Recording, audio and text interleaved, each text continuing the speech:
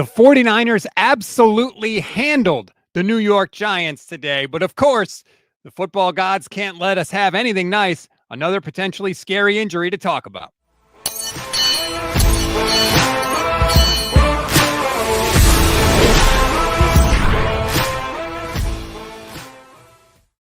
What is good, everybody? Welcome to the Instant Reaction Show on the 49ers Gold Standard Podcast Network and YouTube channel, part of the Pro Football Insiders. I'm Rob Stats Guerrera. That is Levin Black. Levin, the game was never really in doubt. What is in doubt right now is the health of Mykel Williams, who injured his knee with about 4.5 to go in the game. Yeah, the defense had me on that first drive, not going to lie.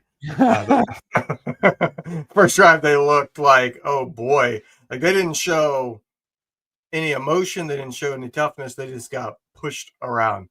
But then the second drive, they came out, and you could tell they must have sensed that or noticed that, because they came out and they were running fast. They were hitting hard, and they were playing more amped up. They were being more animated after tackles, things like that. And the defense wasn't perfect, but it's to be expected.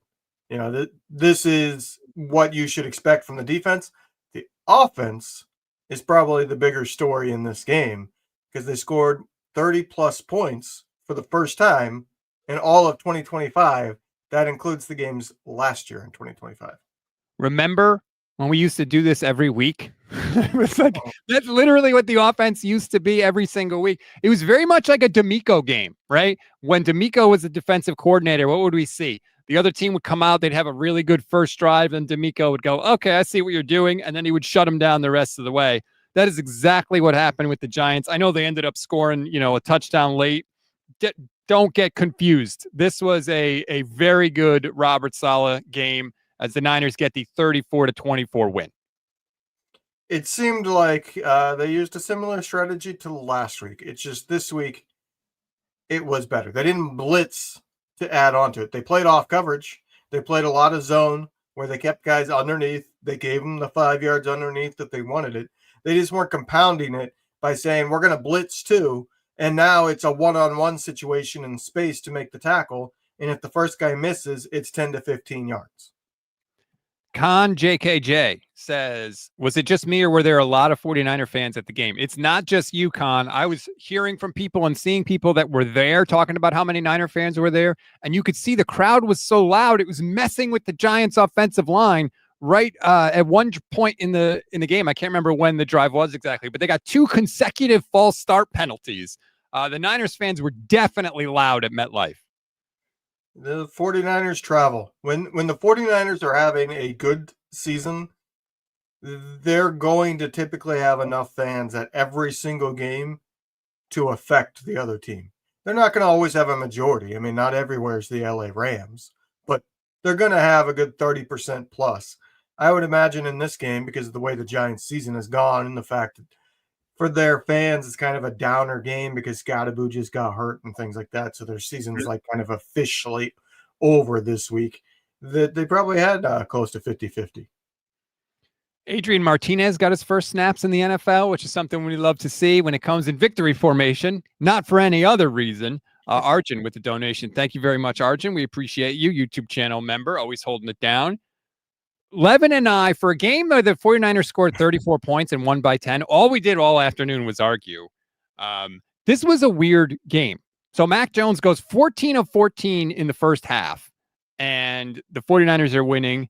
They run the ball 15 times in the first half of the game. Second half of the game, they run the ball 24 times and really put the game away after halftime. Yeah, I mean, we can get into it. You were upset with them passing there at the end of the half, and the Giants should have gotten points, but the kicker missed the field goal. And I wasn't. That was the start of the argument. I mean, other things continued, but that was the start of the argument, and we fundamentally disagree. To me, your quarterback is 14 of 14 with over 140 yards, meaning he's averaging more than 10 yards per pass. You need 25 yards to be in field goal range. You got 45 seconds. They haven't done anything to stop you. So go ahead and do it. The only time that they had been stopped to that point was a stupid penalty. So to me, like, go for it. Why not? You're moving the ball. Try to go get more points. If you can get it to 20-7, and then you get the ball to start the second half, you can make it a 3-possession game instead of 2. Brisbee Life says, Robin Levin arguing? Nah, that would never happen. No, we're very agreeable. That was really where the game hung in the balance. So the 49ers kick a field goal. They're up 17-7. They force a 3-and-out, and they get the ball back with 38 seconds left. Now, I don't believe they had any timeouts, if I remember correctly. Right. And so they have a chance to, go up by even more, obviously, like you said. Plus, they're getting the ball back after halftime. Mac Jones gets hit. Technically, it was a fumble. They didn't even review it. It doesn't matter. The ball never hit the ground. So the Giants recover, and they have a chance to get back into the game, right? Because it's 17-7. If they get a field goal, you're like, all right, it's a one-score game. If you're a Giant fan, you're feeling like, okay, we're in this thing. And they run 4 plays. They get no yards whatsoever. They miss the field goal, and the Niners end up going into halftime 17-7. And they come out of halftime, and they drive down the field with a nice 5-minute drive and get a field goal to make it a 20-7 game. And that was really it. That was the opportunity for the game to swing, and the Giants didn't take advantage. The Niners held, and that was pretty much the end of the story. Yeah, well, let's talk about the fumble. Colton McKivitz needs to do something to get his head out of his ass and block a speed rush. I don't know why he can't seem to look across the field and go, it's Brian Burns across for me. Or I forget who the guy was last week, honestly. But he's done it all season, where if he's against a speed rusher, he doesn't drop fast enough, and he literally doesn't touch the guy. It's not that he can even play the kind of like slingshot him around to where the defender can't get inside enough to get to the quarterback, and the quarterback just takes a half step up, and the guy goes right by him. He's literally not doing anything, and that's what happened on that fumble. Brian Burns literally just at the snap started sprinting down the field, and McKivitz was so slow that he was able to go 3 yards up the field and then start angling right at Mac Jones because McKivitz was behind him already. You got to adjust. You got to know in that scenario, Brian Burns is doing a speed rush. He's not coming to the inside. He's doing a speed rush because it's obvious what the 49ers are going to try to do. They're going to try to get 10 to 15 yards to the outside, get out of bounds, stop the clock, and then have a chance to have a second play before going for a field goal. Like, it's obvious it was going to have to be a very quick developing play. They weren't going to stand there for 15 seconds in the pocket. So block against the speed rush. And he did it again in the second half, by the way. There was a run play that was blown up because McKivitz literally didn't touch his guy, and the guy just sprinted away from him. It was not a good performance in that instance by McKivitz. Well, that's why I was against them trying to go for it there. You had no timeouts. There wasn't a ton of time left. And the one thing the Giants do good is rush the passer. And that's the one opportunity where you open yourself up to potentially turning the ball over, like eventually what happened. Because I was like, you run the ball out, you can still double them up because you're getting the ball after halftime. So, like, to me, the risk reward, there's one of the few times where I wanted them to be conservative. Now, again, it didn't hurt the Niners. So, all's well that ends well, so to speak. But that was really the one time where I was really hoping Kyle wouldn't be aggressive. And I understand, like, he's like, if we score again, this thing is over, which I get that. But it didn't end up biting the 49ers in the ass, luckily. And then after halftime, the Niners were just like, all right, we're going to run the ball. We're going to run the ball with Christian McCaffrey. We're going to run the ball with Brian Robinson. And I will say it so you can hear it, Levin. Brian Robinson was very good today. The best he's looked all season. And also, by the way, we'll get to the super chats. I see you guys. Thank you so much. Brian Robinson, kick returner? What the hell? Like, that's another good kick return for Brian Robinson today. I don't think he has a ton of experience kick returning, so maybe it took him a little while to kind of get used to seeing the angles and knowing when to just get the heck up the field. But yeah, I mean, anytime you have a game where your starting running back has 100 yards and your backup running back has 50 yards, you probably won that game. Yeah, Brian Robinson had a long carry today of 18 yards on the touchdown run, too. He just beasted a guy. I think it was a corner. And they really needed that touchdown run at that time, too. Really gave him some breathing room. And I love the Niners just stuck with the run on that drive. There was 9 plays. It was began with 1 minute and 33 left to go in the third. 9 plays, 76 yards. There was only 1 pass on the whole drive, and it was pretty early, too. I think it was like an 18-yarder to Bourne. And then they were just like, okay, forget this. We are running it down their throat. They ran it down, took up almost 5 minutes, and they go up 27-10. And at that point in the fourth quarter, when you're up 27-10, that's a wrap. Yeah, pretty much. I mean, there's a lot of positives to come out of this game. There's just we got to wait for the injuries to know, and it sucks. Yeah. I'm so over these injuries. Like I have said it to you privately, but these injuries are getting so out of hand that if they weren't 6-3, I might have been like, all right, I'm done. If they were 3-6 instead, I might have said, you know, Rob, I can't do this anymore. You're out. It's so frustrating that I might have said, yeah, I'm out. I can't watch these games. But it's not just Williams, I got to say, because we've seen players, Brock Purdy, finish a game and then be out for many games. Yep. George Kittle seemed to hurt his knee on a weird, I was surprised to see him come back in because the way in which he just went down. Did he get stepped rolled up on? Yeah, he wasn't rolled up on or anything. He was blocking, and when he tried to dig in with one leg, it just collapsed on him. So I was actually thinking, oh crap, his ACL's gone. But then he came back in the game. So is there anything lingering from that? Does it get worse after the game? And we find out tomorrow. It's something else. It just sucks. You got to sit here and you can't breathe your sigh of relief of the win and truly celebrate until Monday. It is frustrating. If you were watching on the stream, you saw Mykel Williams walking in the locker room looking distraught, had a towel over his head when he came out of the medical tent. To me, I mean, look, we don't know anything. He's not reacting that way if it's a minor injury. He's reacting that way because it is a major injury. We'll wait and see, but obviously that's very scary. Lots of super chats to get to.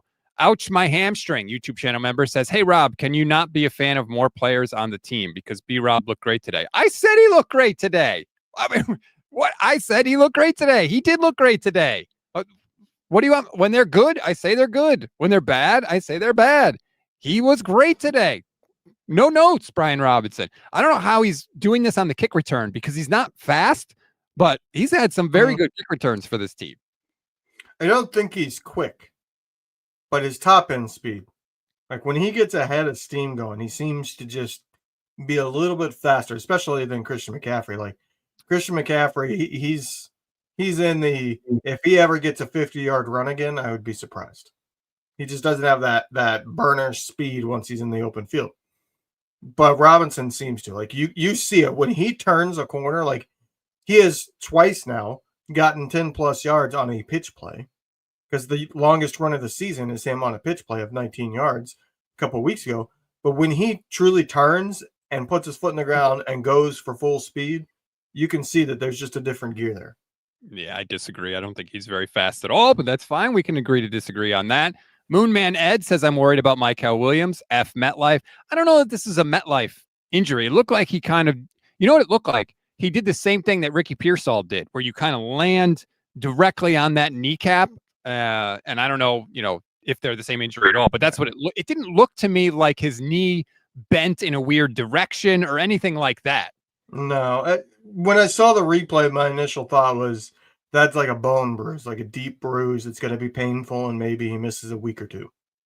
But that's just a guess based on the fact that would be somewhat of a MetLife injury, because if it's grass, there's more give. Trey Gessling says Eddie Pinheiro with the line drive 50-yarder. I mean, I don't know if he makes that from 1 yard further back, but it doesn't matter. He did it on the extra point, too, at the end. It just barely went in? It was like a line drive weird duck of a kick. And he also, I don't know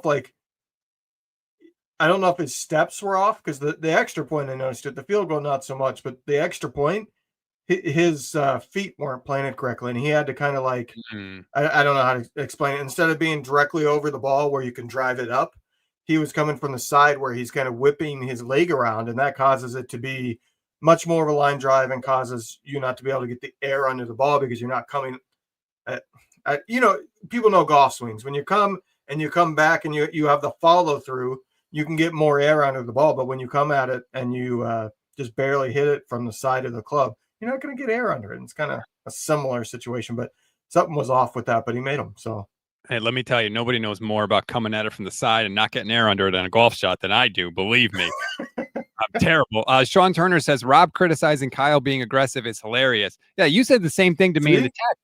Yeah. That's not. Here's the thing. I don't want them to be aggressive all the time. I want them to be smart. And most of the time, the smart play is the aggressive play. This case, it wasn't, in my opinion. That's why I wanted them to be conservative. It's not that I want them to be aggressive all the time. If it's 4th and 30, you're not going to see me saying go for it. But I just thought in that case that Kyle didn't. Now, I didn't love the fact that he early in this game, they got to a 4th and short. He had the offense out there. Then he ran the punt team out there. Then they called a timeout. And then they went for what's with the disorganization there? If you're going to go for it, just go for it, which they did, by the way. The refs missed a false start penalty on the Niners. We convert. They kind of showed that it wasn't. We take advantage and we go down the field and score the touchdown. It was just, look, the Mykel Williams injury is hanging over all of this. So just take that as a caveat before I say anything else positive. They handled their business today, big time. No question. This is exactly what they should have done to this Giants team. This Giants team is bad. 49ers have better players than the Giants. 49ers have better coaches than the Giants. This is how this game should have gone. Yeah, and it's a game I think they needed after last week. You couldn't come out and lay another dud. Yep. I think you just kind of start to lose things at that point if they did. They came out. I thought we were about to see another dud. After that first drive, I literally thought, yeah, the defense is toast. They don't have anything left. But then they came out and they changed it. They didn't have a great game, but they had a good enough game.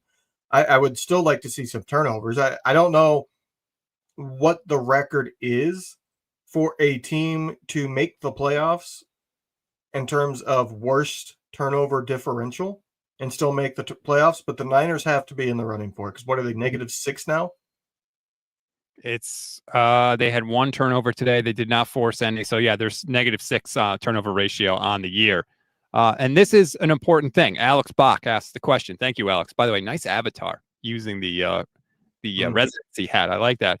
Alex says, will we see a trade next week? Hendrickson was inactive. I said before this. I didn't see that about Hendrickson. That's definitely eyebrow raising. And now there were reports that the Bengals are open to trading him. Before they were giving teams hard nose, and now they're not. So we'll see. You lose this game and you're 5-4. John's probably hanging up the phone, right? I think for anything. Now you win this game, you're 6-3, and you're going into a game against the Rams. I think that it may be the difference between him making any deal. I'm not saying for Trey Hendrickson. It could be the difference between any deal and no deal is this win that they got today.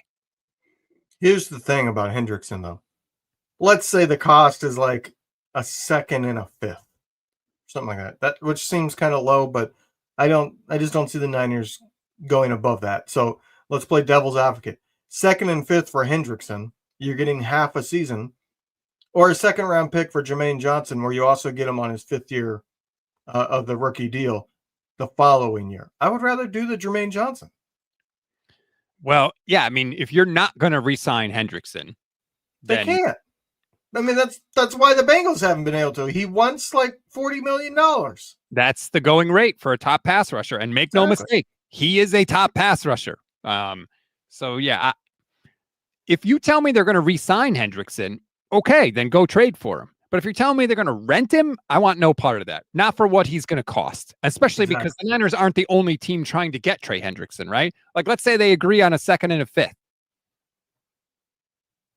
Well, guess what? The Eagles or the Rams or some other team in the NFC, maybe the Cowboys, who now have extra picks because of the Micah trade, are going to say, hey, we'll take Trey Hendrickson and we'll beat that deal. So I would be stunned if it happened. I don't think it's going to happen. But that doesn't mean they can't make another deal. And like I said, you got 6 wins now. You've played 9 games. You lost your quarterback for most of them. You lost Bosa. You lost Warner. You lost Kittle for almost all of them. You may have lost Mykel for a significant amount here, and you've won 6 of them. I understand if John Lynch is going to make a trade. I do. And we'll have to wait and see. I do think that there's an interesting game of chess to be played here.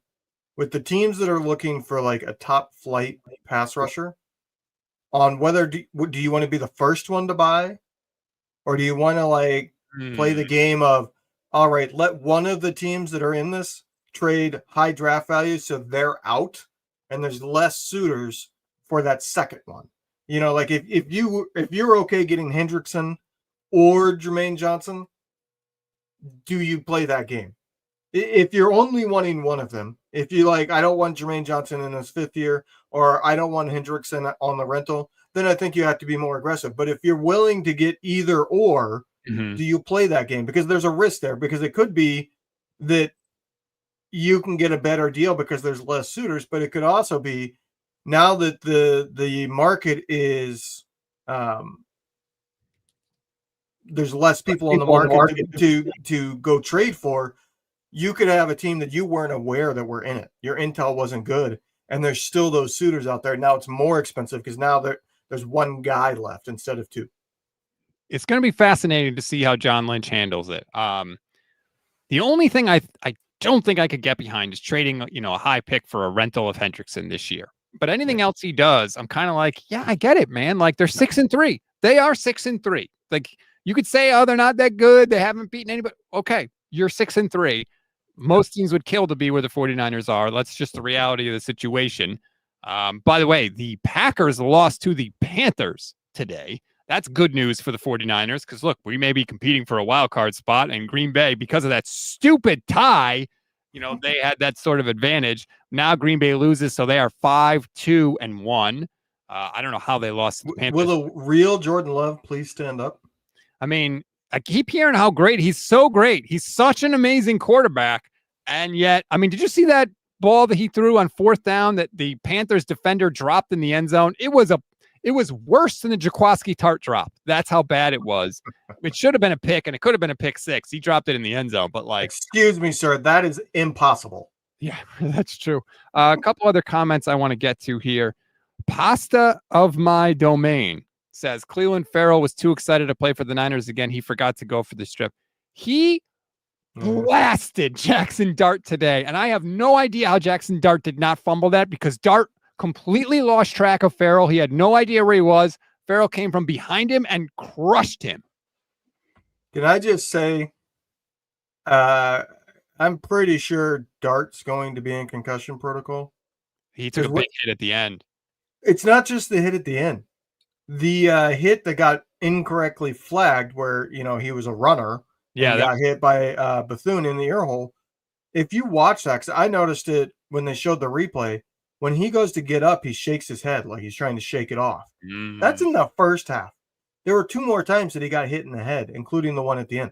Like, I saw it then. I don't understand why they didn't step in then. Like, the replay is able to see those things and page down to say, hey, I don't know if it was the NFL not wanting to get involved with Dart and Dayball with the concussion and all of that mess, but I saw signs that way before the end. So it's interesting. We got an update on Mykel Williams.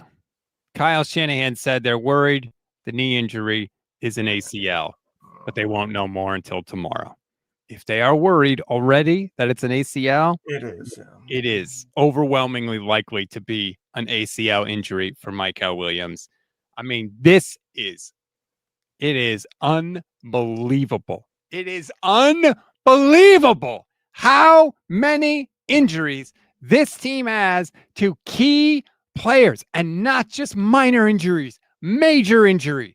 Bosa ACL, Warner dislocated ankle, Mykel Williams probable ACL. Mykel Williams is not going to be back till halfway through next year now, and even then he's going to probably take, a whole year to get back up to speed. This is unbelievable. I cannot believe how the major, most important pieces of this team continue to suffer devastating injuries. It's hard to celebrate anything with this team, because it was already not a Super Bowl year, even with Mykel Williams, just because of all the guys that were lost. Like, if you can go win a Super Bowl without Fred Warner and without Nick Bosa on the defense, then I don't know anything about football. So it was already that case. But now we don't even get to watch the first round pick, which, I said it last week.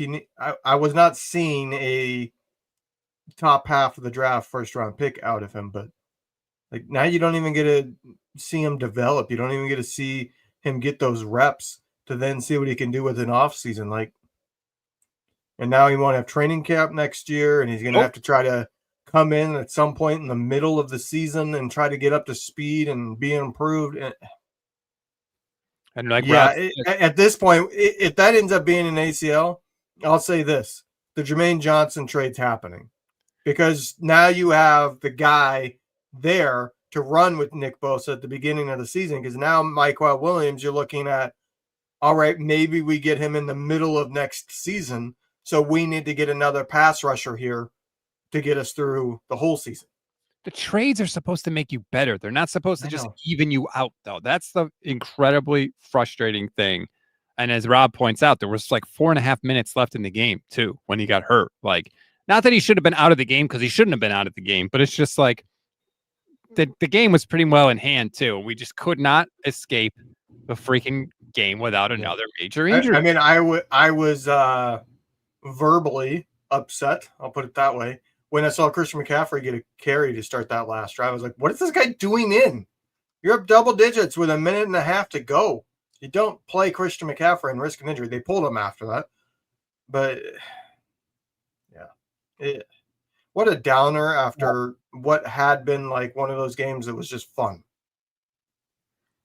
Yeah, that's the frustrating part. It's like, these are the wins we're supposed to be able to celebrate, at least today, right? Today, Sunday afternoon, after the 49ers win a game by 10 points and they score 30 points, we're supposed to be able to celebrate. But nope, we can't do that because we lost another. Dang it, Kyle. Why do you got to be truthful about injuries now? Couldn't lie to us one more time?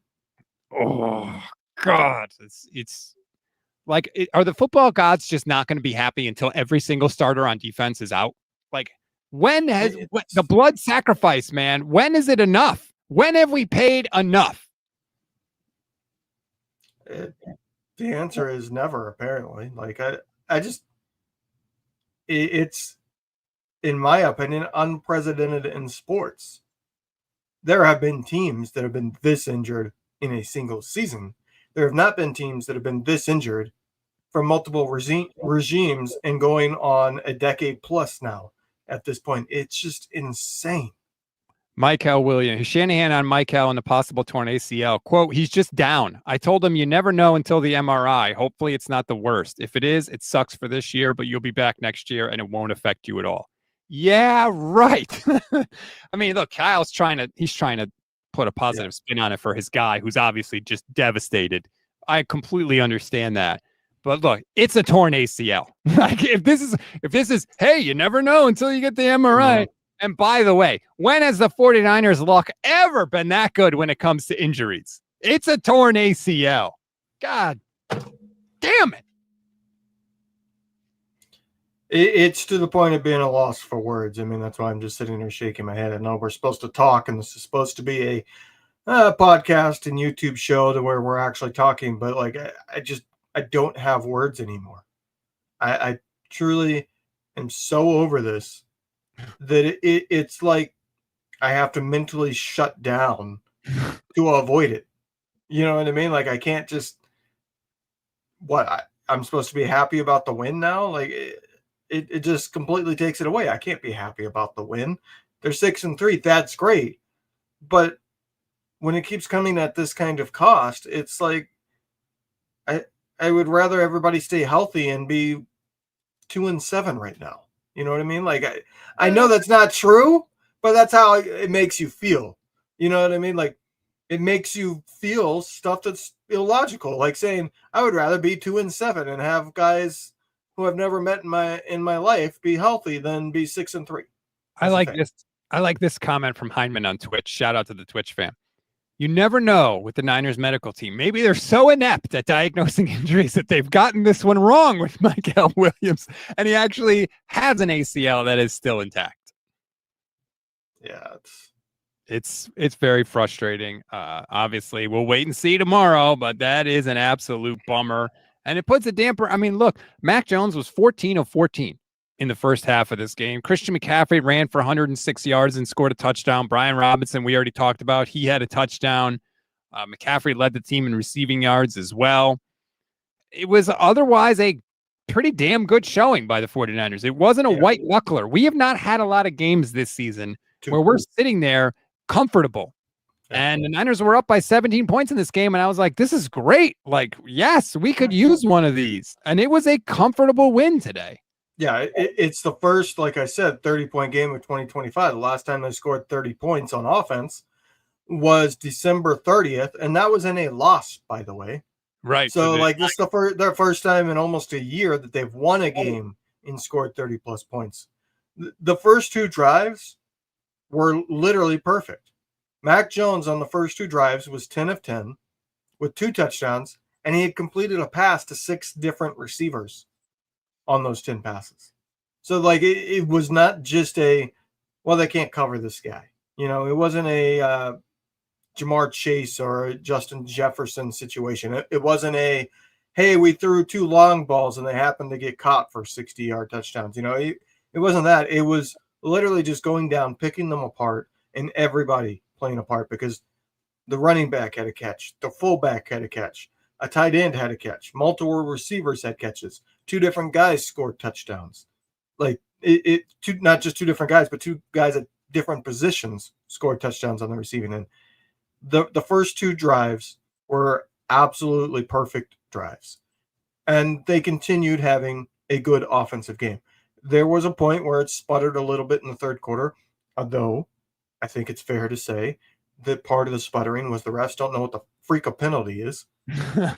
there was 2 of them, one on defense and one on offense, but the one on offense took a 3rd and 1 conversion and then turned it into a punt. Yeah, there were some. Listen, the refs I did not think were good, and somebody had a comment too. Let me see. I saved it. Brandon Chavez, the CB at the announcers. At one point, they announced that Upton Stout is out for the game with a concussion, and he's making the tackle on the television screen. It was like, what are we doing here? I was like, wait, that's number 20. That's that guy you're saying is out with a concussion. I love Kevin Harlan. Absolutely love him. I like Harlan, yeah. Harlan's great. Trent Green stinks. Offers me nothing. Well, that was the sideline reporter, which I was annoyed they should have gone back to the sideline reporter to get clarification. Even if that clarification is, sorry, that's what a team medical person told me. Apparently he's checked out and he's good to go because he's back in the game. Like, why didn't they go back to him and give him a chance to give like perspective or what happened? Maybe they gave him the wrong person. Maybe there's a DB that we're not aware of that's in concussion protocol because they misidentified it when they were talking to the sideline reporter. That was my thought. I was like, oh, it's not Upton Stout that has the concussion. It's somebody else. But then they never went back to him. So I was like, no, apparently he wasn't actually in concussion protocol. And that was the bad info. So it was not a good day by anybody. Apparently, Kyle Shanahan was talking about Brock Purdy after the game. I haven't heard this, so let's listen to it together. We'll reassess it the same way we did this week. Wasn't that close to doing it. I considered it throughout the week, but I just want to make sure he gets 100% better and don't put him out there too early. Thought about it as a possible backup or emergency, but I think the more time we give him, the better. Does that uncertainty every week where you guys say maybe he'll play, maybe he won't, do you see that affect Mac's preparation at all? No, nothing changes Mac in that way, and it's we're trying to ease Brock out there in the practice stuff, but I mean, anytime you're dealing with this turf toe, it's something that probably won't fully go away all year. Regardless of when he comes back, he's gonna always have to deal with it a little bit. And especially the people you talk to have gone through turf toe. So it's really about just assessing when's the best time to come back that you have to deal with it the least. And it's a little bit of a tricky decision. Is there a possibility that he'll need surgery after the season? Not that I've been told. So there you go. That's Kyle Shanahan. I mean, first of all, the idea of Brock Purdy being available as a backup is ridiculous. If he's healthy enough to be the backup, he's healthy enough to play. So that never made sense. So I was glad he was inactive. This just in. This is never going away with Brock Purdy this year. So that's the world that we're living in right now. I mean, it certainly seems to me, I think Kyle gave a little bit too much away right at the start. He was never particularly close to going this week.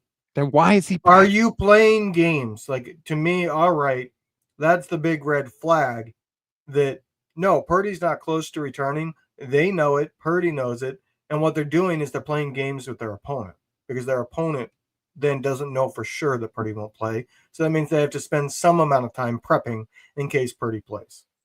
That's stupid because he's practicing and so he's aggravating it. You should just rest him and let it rest. Put him on IR. You can get a limited practice by literally doing a walkthrough on a single play. So if you show up and you stand there on the sideline, you watch the entire practice, and you go in one time as the scout team quarterback, but it's just a handoff, or it's just a Friday walkthrough, or you know what I mean? Like, you can get a limited practice that way, and you never actually did anything to risk an injury. And then you're technically not breaking the rules within the NFL. There's a lot of ways to get a limited designation without truly practicing. The whole thing is infuriating to me. Get ready for more Mac Jones. That's all we're saying. Like, I mean, at this point, I'm okay with it. Like that was my thought after the first half. At halftime, I had the thought of, I'm seeing improvement out of Mac. Like, he seems to be getting more comfortable, settling in, becoming more decisive, and knowing when to go deep and when to go short. Like, he was dumping off a lot in the beginning. You're seeing, I think, a little bit more of those intermediate passes that we saw with Brock. Like, we saw a couple of those. Bourne's one catch was a 21-yarder that was that intermediate throw that Purdy has made a lot of money off of. Purdy is a better quarterback. I don't want Mac long term, but at this point, like, if Purdy's not going to be 100%, fine, sit him. I'm okay seeing Mac. I think that Mac really needed a game like today, because in his last 5 starts, he had thrown 5 touchdowns and 5 picks. Like, he was, he had a 3 touchdown, no pick performance against the Saints in his first start. But since then, he's been up and down. He needed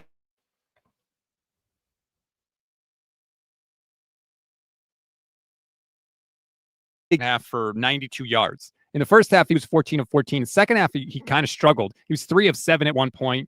But he needed a game like today to sort of get back on track. So that was nice to see. But it looks like we're going to see Mac Jones for the near future, which is crazy, Levin, because like when you see the way he plays as if he's unaware that he has 2 different knee injuries. Like, he's running. There was a play action pass they ran near the goal line where they were trying to get it to Jawan Jennings, but he got held up. And so there was nowhere for Mac to go with the ball. And he, no hesitation whatsoever, takes off and runs and tries to, like, he doesn't play like he knows that he has 2 different knee injuries. I think he's I wouldn't necessarily say a throwback, but a bit of a throwback of a quarterback of, I don't give a damn. I'm going to do whatever I have to on each and every play, regardless of what that means for my own body. Like, he gets lost in a good way on every play. You know what I mean? Like, he forgets that his knee is bad. He sees the goal line or he sees the first down. He's going to go for it. He doesn't care. And it's admirable and good. Like, there were multiple times in this game. He had the scramble near the goal line, but he also had that one where he just dove and got like 2 yards so that he didn't get sacked. Those are 2 that I think in the past were a throwaway or a sack. And I think he's adjusted pretty well, and he's starting to be more comfortable trying to run and get something positive out of the play. That is the one sort of comfort, is that you do hope that Mac is feeling more comfortable and getting more used to everybody. He still doesn't really, to me, have that much chemistry with George Kittle yet. Now, he has barely played with George Kittle, but like Brock and George, oh my God, like they had a ton of chemistry. But it's going to take a little time for Mac and George to get there. Chris Waddell, thank you for the super chat, says, did you guys see the theory that there's a big electric substation near the practice field? The idea is that the EMF is messing with our players' bodies. I don't know how you could have avoided hearing about that this week. That was a big story. To me, it doesn't hold any water whatsoever. I don't know how the 49ers have had guys like Fred Warner that before this year missed no time ever whatsoever. I don't know how Fred magically avoided that. George Kittle's played 14 games every year of his career, basically, except for 2. I don't know how he magically avoided it. So I'm not putting a lot of stock in the EMF substation theory. Yeah, I don't put stock in crackpot BS theories not based on science whatsoever, put out by somebody that has no idea what he's talking about when it comes to this stuff. As one of the articles that I read on it mentioned, 4 other teams have substations set up just like the 49ers do, directly next to the practice facility. they don't have these injuries. It has absolutely nothing to do with it. This is something that some years ago, somebody put out an article saying that it affects, but there was no basis in science. And then science has actually done multiple studies on this and has found that it does nothing to harm the body. As I texted you, have a substation in the middle of my plant so that the plant has its own power. Like there's no danger to it. How are you still alive? Yeah, like it was not only a bad science crackpot theory thrown out, but one that if you actually bothered to stop yourself from sounding like an idiot and going and researching, you would have found, as I said, 4 other teams have the same exact setup and they're not having these injuries. So look, and now we're counting the players that are walking into the stadium with wired headphones. Like, how do you know why they're wearing wired headphones? Like, no, I don't. Some people like wired headphones more than wireless.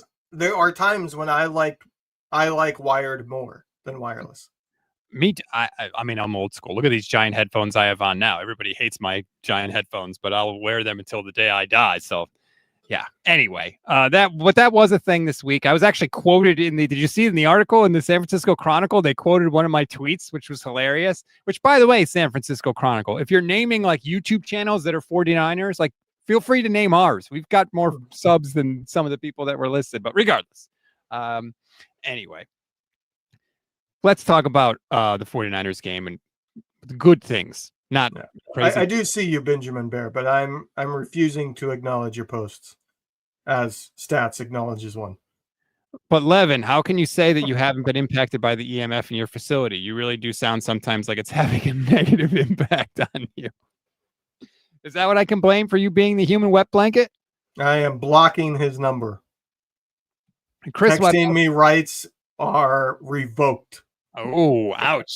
Chris Waddell, thanks for the super chat, says, I think wired headphones have better sound, in my honest opinion. I do agree. I've never used wireless headphones, so I can't say one way or the other. By the way, really quick, just want to give a shout out to Sleeper. We had another phenomenal week this week. Wan'Dale Robinson, more than 15.5 receiving yards. Did he actually get there at the end of the game? He did 46. Oh, that's a bummer. But we nailed the McCaffrey receiving yards. We nailed the Tyrone Tracy Jr.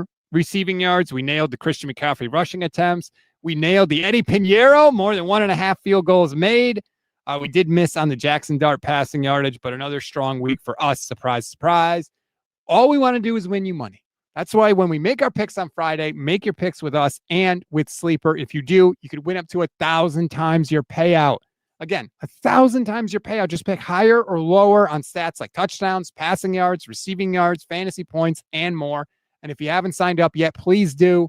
New users, if you don't even deposit anything, you still get a free $20 entry. And if you do want to deposit, please use our code GSP and you'll get up to a $100 match on your first deposit. Again, use our promo code GSP. Terms and conditions apply. See Sleeper's terms of use for details. Currently operational in over 25 states. Check out Sleeper today. Anything else from this game, Levin, that you want to talk about?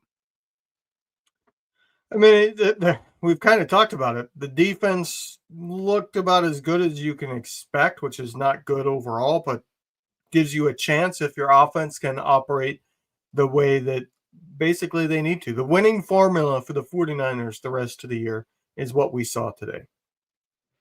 I agree. That's the way to do it. Run the hell out of the... Now you're agreeing with me. You're getting wiser as the show goes on. I want them to run the ball. Yeah, I wanted them to do it more in the first half. They didn't, excuse me, until the second half. Samuel Bonilla, thank you very much for the super chat, says, hey guys, substation engineer here. There's a 0% chance EMF has any water. I've been in and around several. It's not a thing. Again, I don't think it's a thing. And look, I don't understand why that picked up steam, to be honest with you.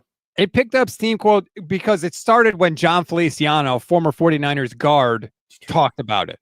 And Chase reported what Feliciano said, but then Chase added on to it with his own thoughts. And so that's when it, and obviously Chase has a massive platform because he has a huge YouTube channel. And so he did a video on it, I think, and then the San Francisco Chronicle picked it up and it it became a big thing. I don't think it's a thing. I understand we're all looking for any possible reason, right? Because we're all frustrated. And today's a perfect example, like we said, with Mykel Williams possibly having a torn ACL, right? The injuries are a thing. They've been a thing for 9 years. It is an abnormal situation, no question about it.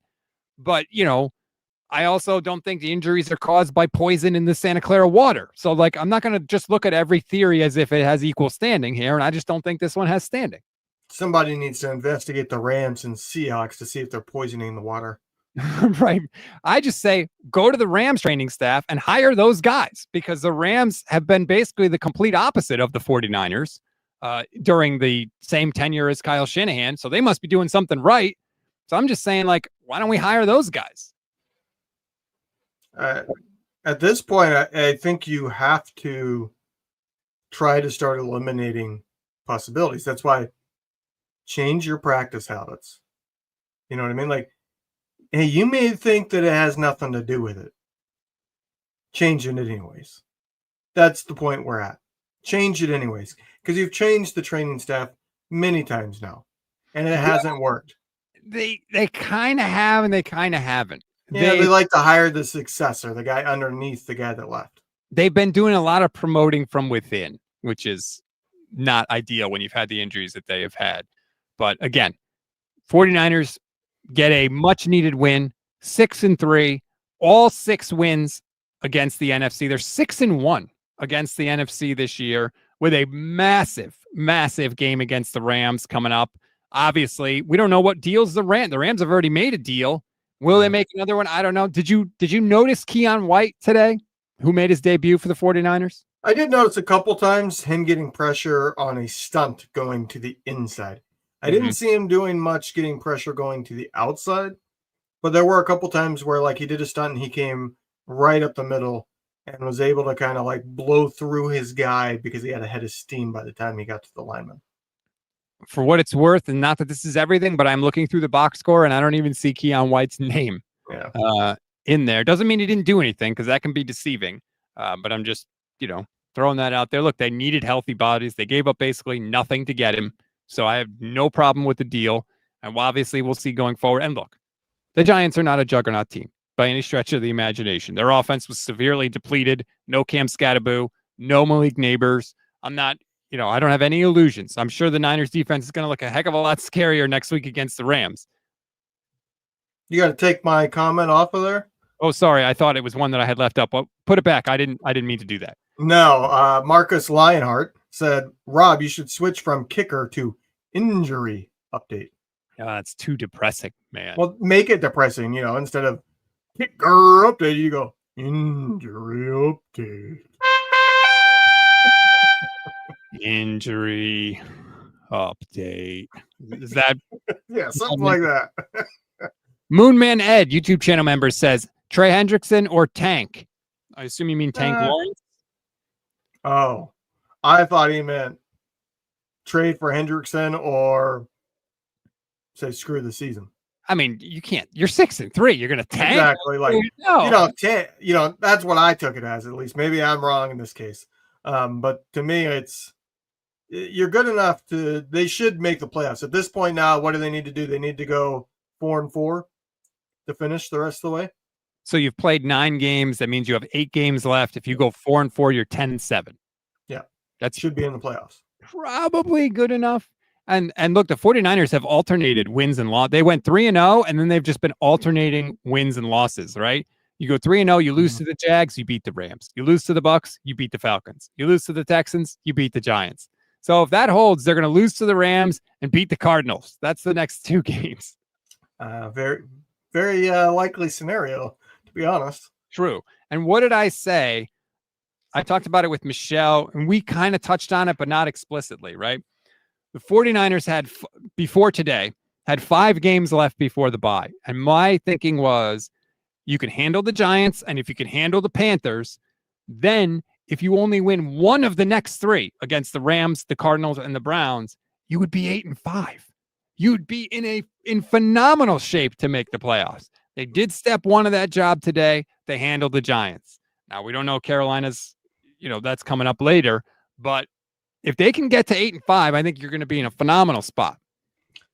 If they can get it 8-5, yeah, but I think that is a big if, because one of the things you're doing there, I think, is a bit outdated. You're saying they should be able to handle the Panthers. The Panthers are not a cupcake team anymore. They're not a great team, but they're certainly not a cupcake team anymore. The defense is pretty good, and the offense can run the ball. They still don't have a quarterback, but they can run the ball.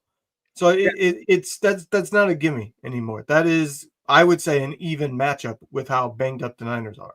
The Panthers are basically like, wait, we don't want Christian McCaffrey to get all the touches. We're going to give Rico Dowdle a billion touches. He had 25 more runs today for 130 yards and 2 touchdowns. They only threw for 102 yards. Bryce Young had 102 yards, and they still beat the Packers of Green Bay. Thank you very much, Carolina Panthers. Are they 5-3 now, or are they 4? The Panthers are 5-4. 5-4. Yeah, not a cupcake. So maybe I'm being a little too generous there. You want to swap out the Panthers and put the Cardinals in that spot instead? Yeah, I mean, I think it's very possible they get to 8-5. I'm just saying it's not a scenario of, okay, they took care of the Giants. Now they just got to beat they beat the Panthers and one of the other 3 teams. They got to go in 2-2. Whether that means they beat up on their little brother, the Rams, or if they can beat the Cardinals or they beat the Panthers, or I forget the 4th game at the moment, but they just got to go 2-2. I don't think any of the games left are, well, that's definitely a win. We'll see how the 49ers end up playing the Panthers. But again, 6-3 is 6-3, and people are going to try and poo-poo the Niners. People probably won't even talk about them, except to mention the Mykel Williams, which, again, if you're just joining us, he probably has a torn ACL. That's all that they'll get mentioned today, and that's fine. I don't care, man. I lived through a 6-11 season. They won 6 games all of last year. They have 6 wins through 9 games this year. Like, you can think they're a bad team. They're not as good as their record. Whatever. I have been on the other side of it. I don't care for it. Okay. I much prefer this season, even with all the injuries. Hey, 49ers, I'll gladly sacrifice my ACL if you want to sign me. And if I get hurt, so be it. I mean, give the fans something that they'll enjoy watching. Watching me get flung all over the place like a rag doll, because, I mean, those guys would be like when I was 7 years old trying to wrestle with my dad would be the scenario that would be. But I'm also very used to the substation EMF. So, like, that's not going to affect me. I'm very used to it. I work around one all the time. So, I mean, what do you got to lose? There you go. Maybe the Niners need to go into the building with, like, lead shielding on. Maybe that's I mean, it would be a rookie minimum deal, even though I'm 40 years old. I'm a rookie. So, like, you can't get cheaper. That is appealing to the 49ers. That we know. Nonetheless, thank you to everybody watching. There's almost 1,000 people watching right now. Please like this video, subscribe to the channel. We're live after every single 49ers game. We're live every single weekday. If you give us a chance, I promise you will come back for more, especially if the 49ers keep winning. But thank you to everybody watching. We greatly, greatly appreciate it. Vish Bell says, I'm sorry I can't give my ACL. My knee at post 30 is sore at times. Please, my everything at post 40 is sore at times. And I don't even do anything. I mean, it's not football related, but I will say, like, for some reason, it's like God has a sick sense of humor. The moment I turned 40, I have not been healthy since. I woke up and my shoulder, I had a pinched nerve in my shoulders. By the time that healed, I literally woke up one morning. My kid was sick at 3:30 in the morning, felt normal. Went back to sleep for an hour. Alarm went off for work. Woke up and my wrist was killing me, and it has not healed since. It's like, how did I hurt my wrist in 1 hour of sleep? And my shoulder keeps getting the pinched nerve like every other week. That's awesome. Yeah. Great for you. I love 40. Before we go, who gets your biggest game ball for today's win? I mean, you could go Christian McCaffrey, but I'll go a little more outside the box.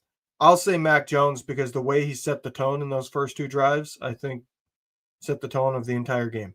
Going out there, going 10 for 10 in the passing game, completing to 6 different players and scoring both touchdowns through the air is what opened up those running lanes. The 49ers' first drive was 12 plays, 68 yards. They ran 14 plays in the entire first half against the Texans. So that was such a refreshing thing to see. Certainly a worthy candidate. Combined, they went 20 plays on that drive for 148 yards on the first 2 touchdown drives. Again, we have seen this from Mac Jones. When the game script is in the 49ers' favor, he looks much better, much like a lot of quarterbacks, by the way. I don't want to single him out. But they never got down. He never really had to tighten up. There was never a tight cheek moment really for him in the game. And the Niners get a comfortable win. So I completely agree with you wanting to give Mac Jones one. I'm going to give it to the Niners offensive line. We crap on these guys a lot. 4 of the 49ers offensive line. Colton McKivitz don't get one. Not allowed. I use veto power. I know that the Giants are not a good run defense team. I get that. But we saw the Niners defensive line last week against a bad pass protection team in the Texans, and they still couldn't get home. So I got to give the Niners credit for taking care of their business. They ran the ball 39 times today for 159 yards. It wasn't spectacular at times, but it was workmanlike. And they controlled the ball. They controlled the clock in this game as well. Niners had the ball for 33 minutes of the game. And that was a huge reason, especially in the second half, as they really ground it down. So I'm going to give it to the offensive line. You know, if the Niners lose 4 in a row, you know what their record would be? 6-7, 6-7, 6-7. They would be 6-7. Let's hope we don't get to that reality. Please. Those 4 games. No, man. Don't even put that in the universe, Levin. How dare you? You're not that 6-7 thing. As having a daughter who's in kindergarten and she randomly came home saying it. It's like, what? Dude, I have an 11-year-old. He loves it. That's all he says. It drives me nuts. But anyway, I was going to pretend to not know what you meant, so we didn't have to even discuss it. But I will acknowledge that it is a thing that exists. We got to put our dad's hat on and rail about the kids on our lawn sometimes, you know? That's going to do it for this edition of the show. Please like this video again. Subscribe to the channel. Shout out to everybody watching. Shout out to all our YouTube channel members. Thank you. Everyone that gave us super chat. We greatly, greatly appreciate it. I know you're bummed about Mykel Williams. I get that, and that sucks. No question about it. But a win is a win is a win. You're 6-3, and we'll see what happens next week against the Rams. Thanks, everybody. Enjoy your Sunday. We'll talk to you tomorrow.